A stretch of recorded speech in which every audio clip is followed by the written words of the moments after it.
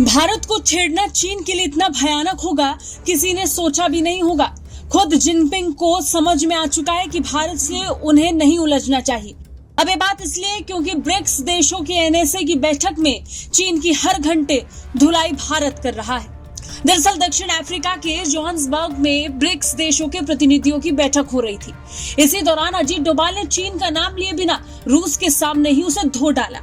बता दें, भारत के राष्ट्रीय सुरक्षा सलाहकार अजीत डोभाल ने रूसी संघ की सुरक्षा परिषद के सचिव निकोलाई पेत्रुशेव के साथ एक कामकाजी बैठक की। बैठक को लेकर भारत में रूसी दूतावास ने एक बयान जारी करके कहा कि दोनों नेताओं के बीच सुरक्षा और अर्थव्यवस्था के क्षेत्र में भारत रूस के बीच सहयोग पर चर्चा हुई। अब ये तो था रूस का बयान, लेकिन इसके बाद प्रधानमंत्री मोदी की चाणक्य कहे जाने वाले अजीत डोभाल ने चीन की क्लास लगा दी, वो भी आतंकवाद से जोड़कर। दरअसल डोभाल ने बिना नाम लिए चीन पर जमकर हमला किया। उन्होंने कहा कि ब्रिक्स समूह संयुक्त राष्ट्र आतंकवाद विरोधी प्रतिबंध व्यवस्था के तहत आतंकवादियों को सूचीबद्ध करने पर मिलकर काम कर सकता है। महत्वपूर्ण है कि यूएनएससी प्रतिबंध समिति का निर्णय राजनीतिकरण और दोहरे मानकों से मुक्त हो। अब रूस ने कभी नहीं सोचा था कि चीन की धुलाई भारत ऐसे करेगा, और रूस को भी समझ आ गया होगा कि अजीत डोभाल ने ऐसा क्यों कहा।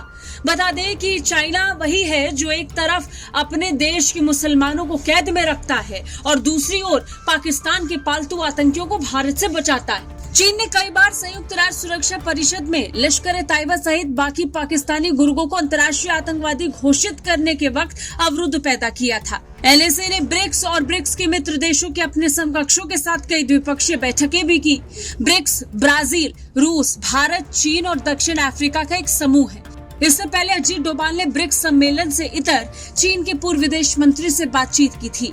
इस दौरान अजीत डोभाल ने कहा कि भारत और चीन के व्यापक साझा हित हैं। वांग यी चीन के पूर्व विदेश मंत्री भी रहे हैं। दोनों पक्षों की नियति निकटता से एक दूसरे से जुड़ी हुई है। ऐसे में रणनीतिक आपसी विश्वास का पुनर्निर्माण करना और सामान्य विकास की तलाश करना जरूरी है।